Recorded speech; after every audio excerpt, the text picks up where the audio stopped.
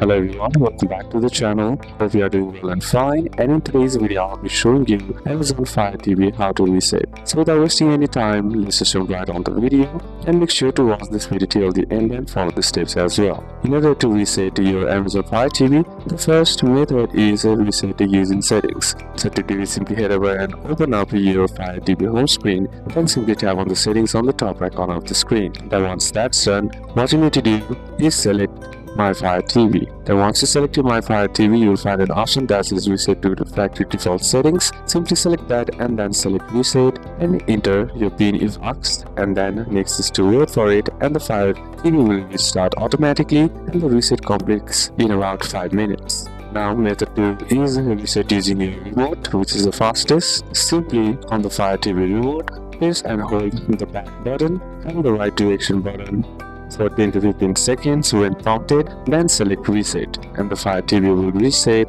and erase everything.